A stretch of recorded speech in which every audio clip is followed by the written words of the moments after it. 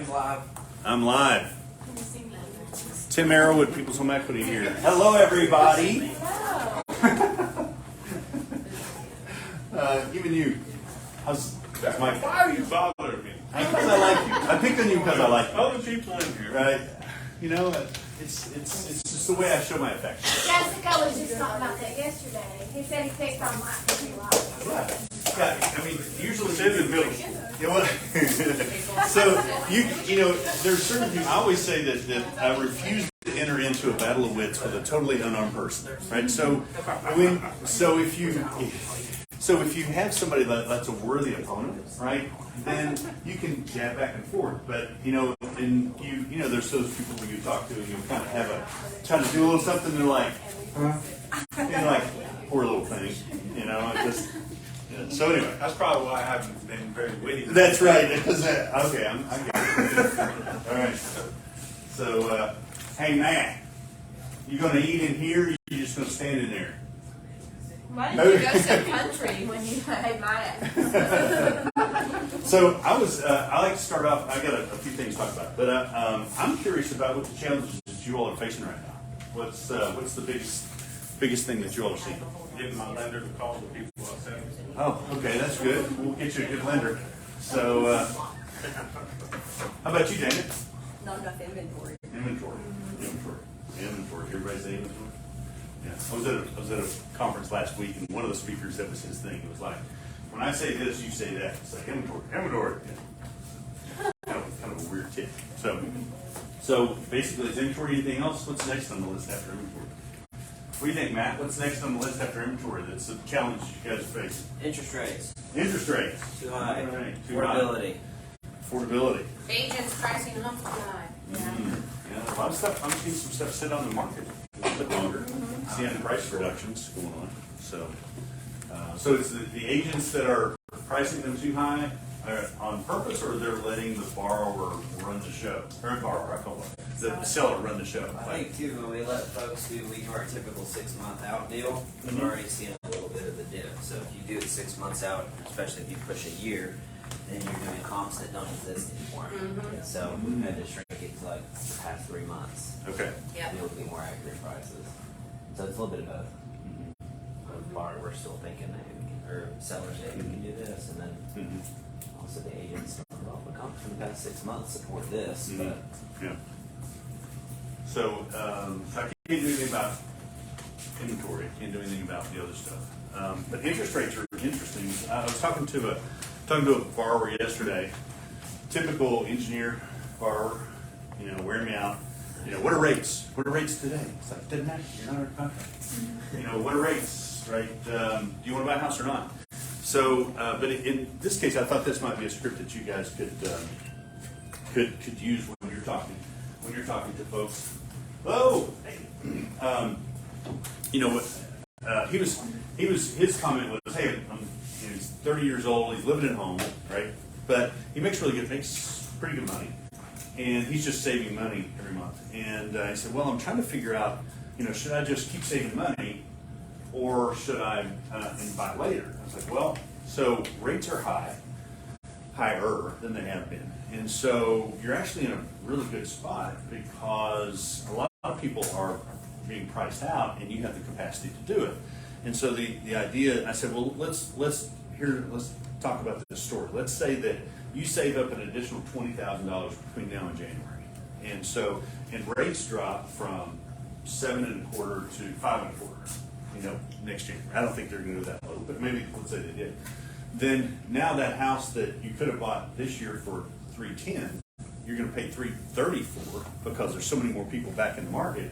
And so that $20,000 that you scraped and saved for, you just had to spend it on the same house, right? And he's like, man, I never thought about that, right?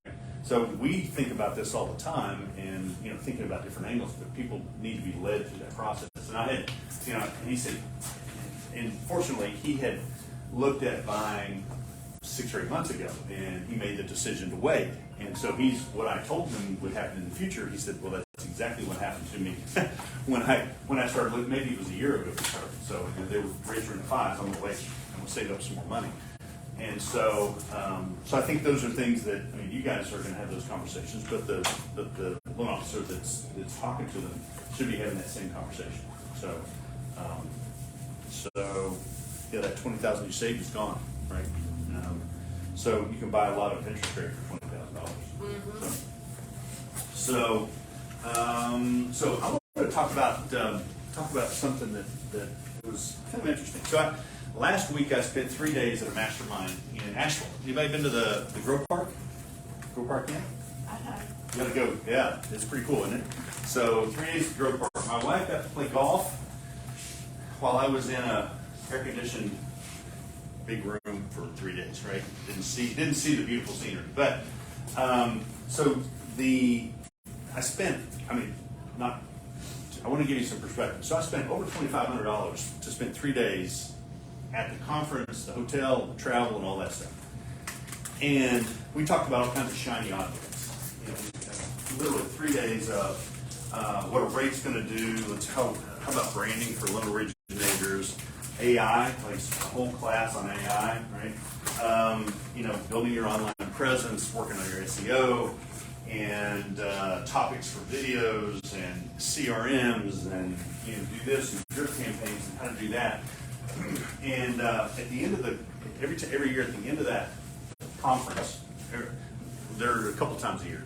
So at the end of each one of them, they block out an hour to 2 hours at the very end to do a whiteboarding. And it's just, where are you now? Where do you want to be? And what are you going to do over the next 90 days? It doesn't really matter about 1 year plan, 2 year plan, 5 year plan. You can have those, but what are you going to do in the next 90 days that's going to affect your business the most? And you know, I started writing down all these things, and I was like, what's going to move the needle the most? And I really came down to one thing: I just need to talk to more people, right? And again, there's other things that we're probably going to work on. Things that, you know, a little flyer I need to work on, or I need to tweak this website, or I need to do that. But it really came down to just talk to more people. And one thing that might be something you all may already do this, but there is a really just accountability for making those phone calls. I mean, you got to know. I mean, the question is, well, who do I call, and when do I call, and what do I say, all those things. Those are all important, but the thing that came out of this is we need to make the calls. And so many times the accountability that's associated with those is really what gets you going. So what we've done is the coaching company has what they call call stars, right? And simply is a Zoom call from 9:30 to 11:30 every day. And you get on the call, first 10-15 minutes this is the theme for the day. So for us, the theme on Monday is typically calling y'all, right? Tuesday, I'm going to do Tuesday updates. We call them just ask calls. We're going to give everybody involved in the process that we have under contract. We're going to give them a call and tell them what's going on. Wednesdays is going to be calling our past client database. Thursday is going to be some business partners, different things like so. This is theme day every day. And so what happens is at the beginning of that, they're going to take 10 minutes and go over this, and then we're all on a Zoom call. So this morning there were, at one point I saw 85, and there were people who were coming on, and so I didn't look. So it's just a quick talk, and then when it comes time to make phone calls, you just mute yourself, right? And you still got everybody up on the screen. You see all these people, and they're all just walking around, they're talking, and they're waving their hands as they talk to somebody else. But in the chat, whenever somebody gets a lead or gets a deal or something positive, they're just putting a chat in. So it's encouraging as you go through that. And it's like, hey, I got another one. This is pretty cool. And so it's like, okay, first of all, the activity is important, just right? Then the encouragement that comes from having that call is pretty cool. And what they wanted me to do at the end of the conference was to sign up to where if I didn't show up, then it would be $100 charge on my credit card, right? So, but it's all accountability things to say I got to show up for this. I have to make it a priority. And there are. So I didn't, right? I'm standing right next to the big coach man, and he's a little guy. He's looking at me. He's like, "So are you going to sign up?" He said, I don't make any money off of this. This is not. Now, I will say that the coffee that we've had at this conference is courtesy of all of those charges that we've done, because it was really nice coffee. But he said, I don't make any money off of this. I'm not going to make $100 off of you. That's not going to move my needle at all. But it's trying to get some accountability. So, some people do different things. They do push-ups, or you do this, or you eat something you don't really like, Joey. Something like that, right? Joey has to eat Chick-fil-A if he doesn't make his phone calls, That's right, have a pickle. No.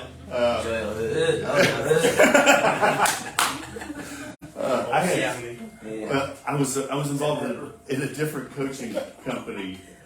Pepper too spicy.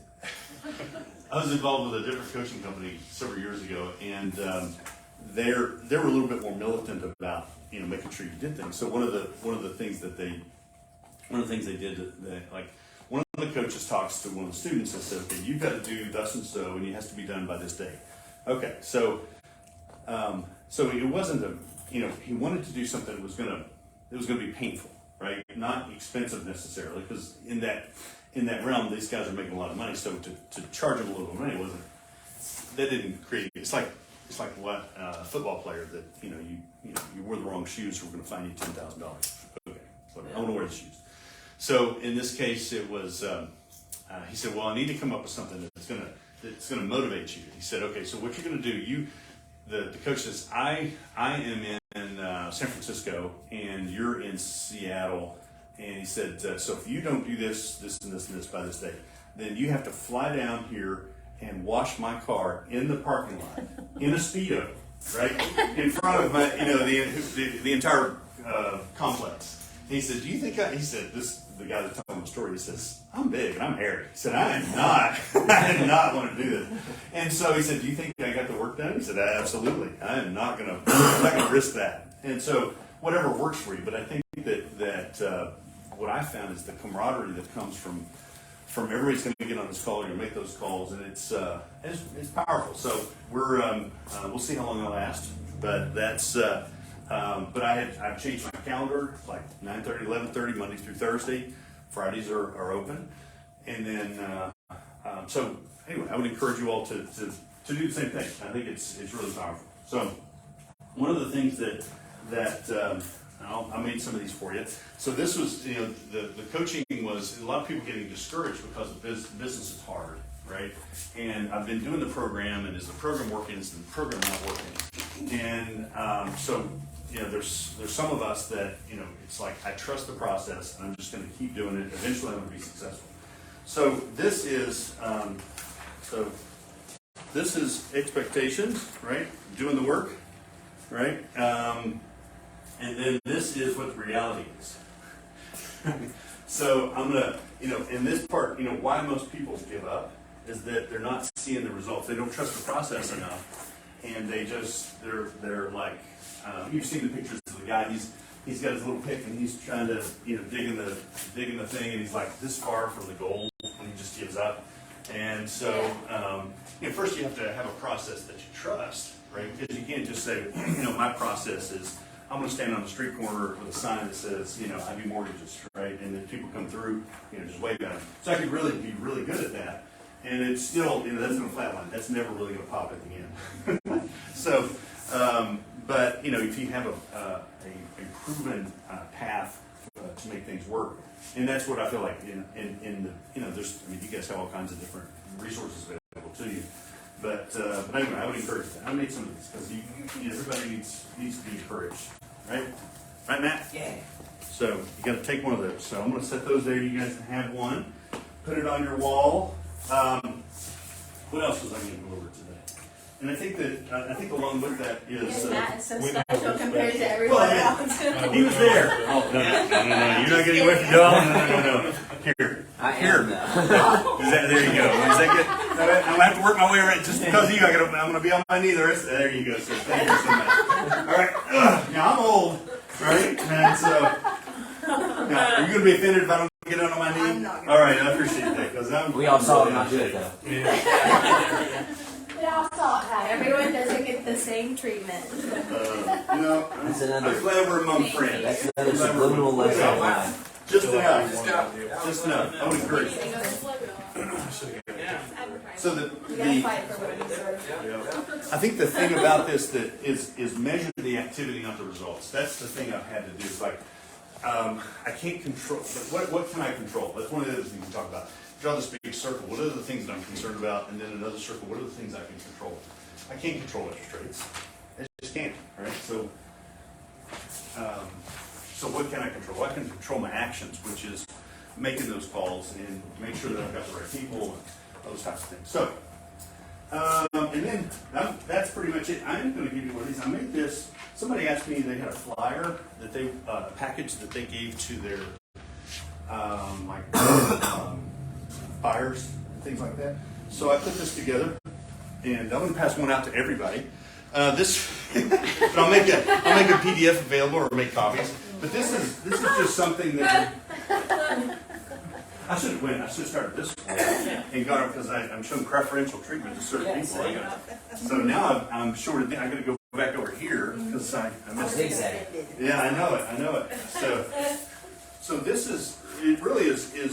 I've distilled the majority of my website down into just one flyer, and the idea is that Crystal Custodian what? giving you a review. No. Crystal C. She hasn't bought 3 houses with me. So, I don't know what kind of incentives you had for these Google reviews. so, but you know, I do have a goal of having 200 Google reviews, 5-star reviews by the end of this year. So I'm up to 154, I think. So I just have. So, but the idea is, you know, whenever you guys are referring there. All right, everybody, look at me. Oh, look at them. Look at them. Look, they kind of matchy-matchy. Look at them. They're not kind of matchy-matchy. They are matchy-matchy. They're twinning. Well, the flowers look so much bigger on the little one, right? Because there's only 4 across in there. Yeah. So, but anyway, this is something that if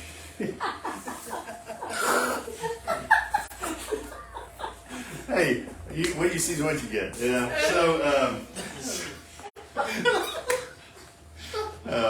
So anyway, if this is something, I don't know if you have a buyer's package or something you give somebody when they come through, you know. So, and then what you can do is those other 2 names that you're supposed to give, you write them on the back, you know, in crayon. You know, say, well, here's 3 names, right? Here's 3 names. There's a link. There's a number missing on their phone numbers. I don't know what happened. Did that happen again? So, anyway, that might be something that would be helpful. Does everybody have the little cheat sheet that he has there for like the different loan products? And Okay, cool. yeah, Cool. it's helpful. So, and we try to update that. Often there are more. Let me try to think. Actually, one of the things that, from a product standpoint, is we rolled out. I haven't been through the training yet, but I just saw it. They came out last week. But we've talked about renovation loans for a long time. We've really only had like an FHA renovation loan where so somebody's buying a place that needed updates. But we've rolled out a conventional renovation loan, and there's a streamlined version where. Like if they just needed some things like if they could go to Lowe's or Home Depot and get them, like cabinets, appliances, anything that they would provide in their professional services, that's kind of a streamlined process. So it might be something, I'll try to get you all more information about that, but it's, you know, again, maybe it's flooring, maybe it's carpet, whatever it is, but you know, somebody's going to move in, they just don't have a lot of money, but they want to do maybe a kitchen, you can do a full kitchen overhaul, new carpet, new flooring. They probably do heat pumps too. So, you know, not that you have to use them, but the program has kind of been structured to where it's easier for them because we'd be able to take, instead of we'd be able to take their standard quotes and estimates and things like that and make it happen. So it might be something, because there's no inventory, right? So what do? Well, let's sell stuff that's a little rougher and let's make it less rough. So maybe there's some options there. That's it. That's all. Chips. Chips. Thank you all, Tim. Thanks for letting me come and bring food. Yeah, thanks. Talk to you. Thank you. Joey, thanks you Joey. too. Yeah, Joey.